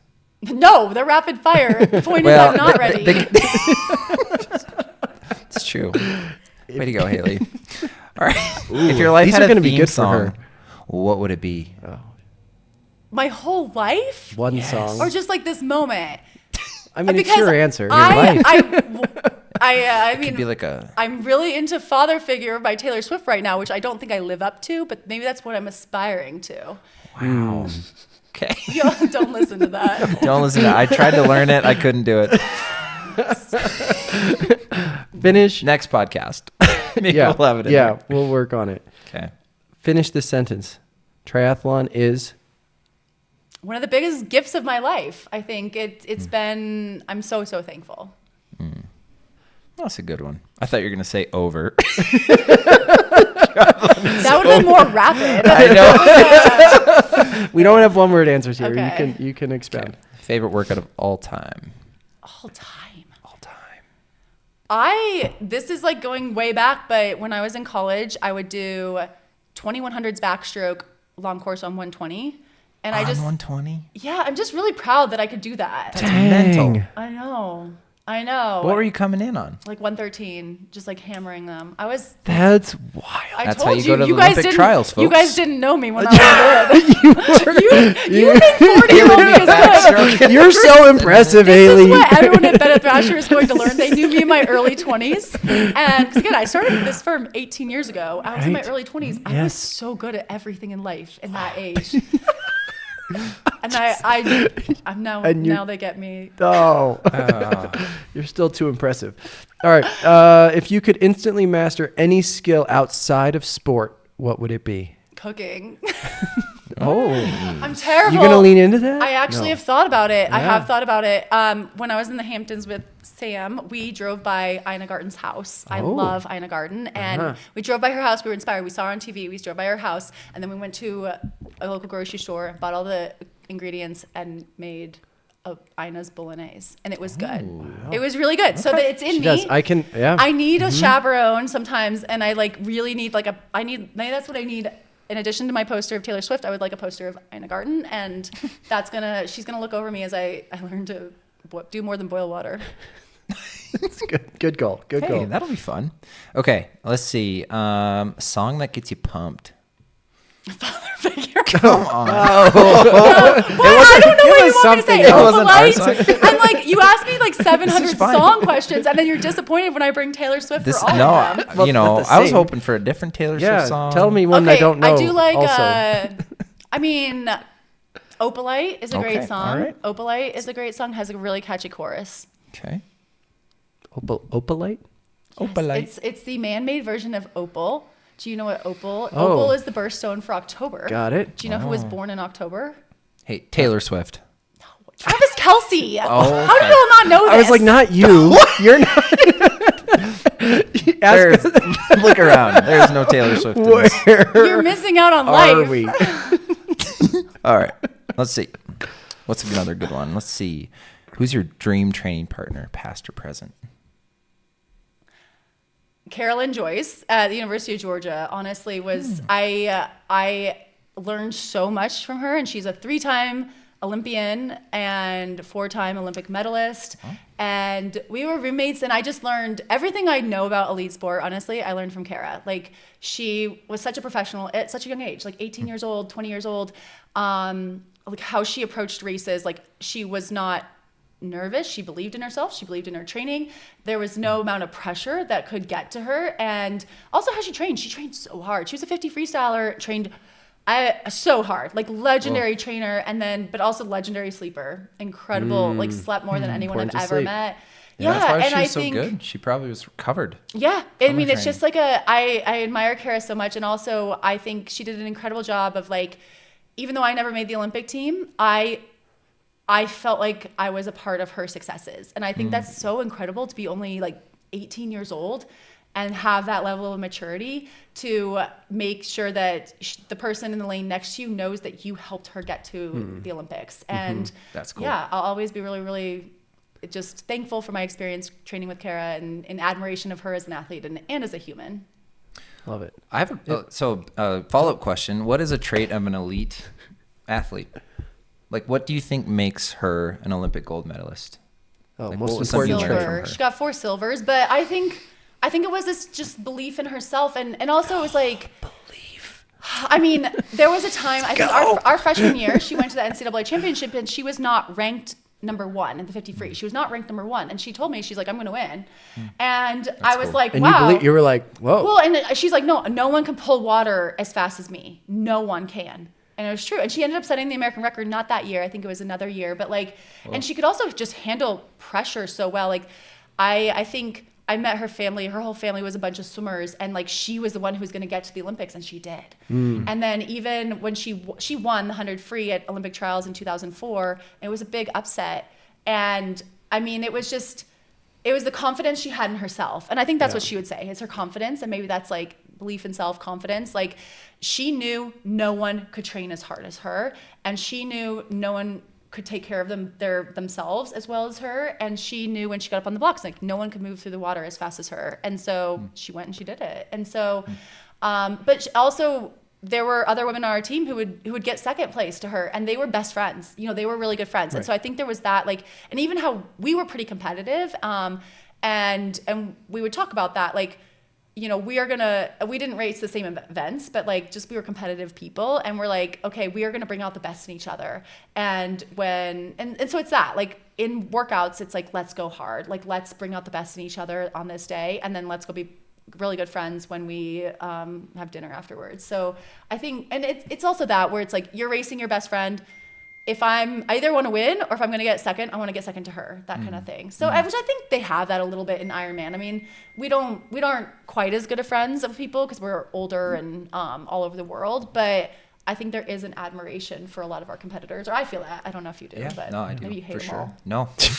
No, I'm so inspired by everyone who's crushing it, because I know how hard it is to perform at the top level, and it takes so much work and so much belief, and taking action every day, and just continuing to believe and put that work in. I really like that. Yeah.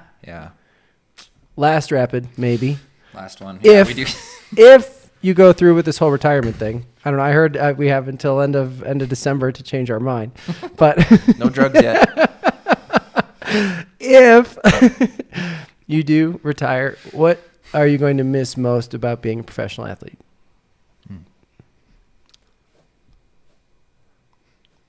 The like ego boost. To be perfectly honest, to say I am a professional athlete, getting to start in the front, having a pro lounge, having the pro wristband, like being first out of the water and getting all the cheers, like getting introduced as you're walking in, having people recognize me in places. Okay, that's like the whole thing.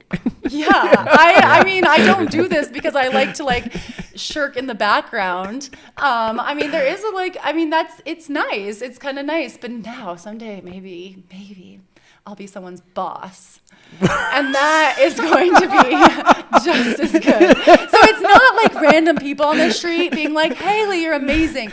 It'll be someone whose evaluation is dependent on me being like, Haley, you're amazing. So, I mean, maybe I won't miss it. Yeah, it sounds like slightly different. That's right. You'll find it somewhere else. Awesome. Nice. Well, I mean, we would still, I think as we talked about, we'd love to continue having you on the pod. We are, we're friends with you. We're super proud of everything that you've done and just the work you put in. Like, we see it daily, almost daily, right? The work you put in, how you show up, and it really is inspiring. So just, I don't know, thanks for doing that. It wasn't for us, but yeah.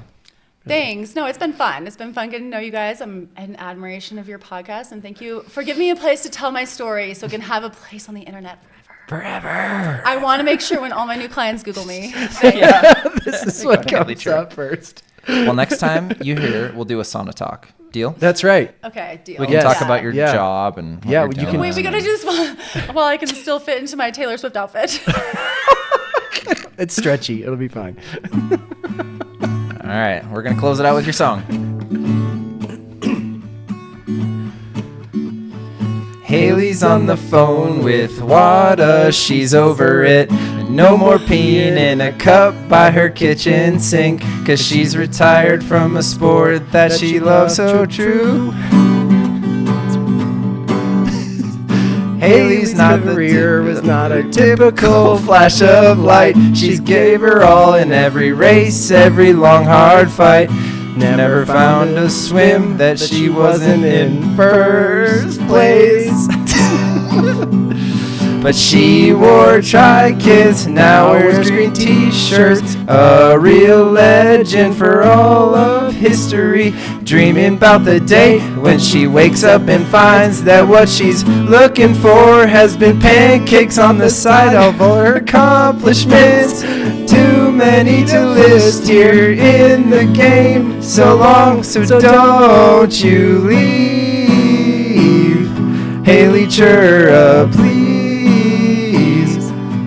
Don't you leave. Thanks, guys. Cheers. Cheers. Cheers.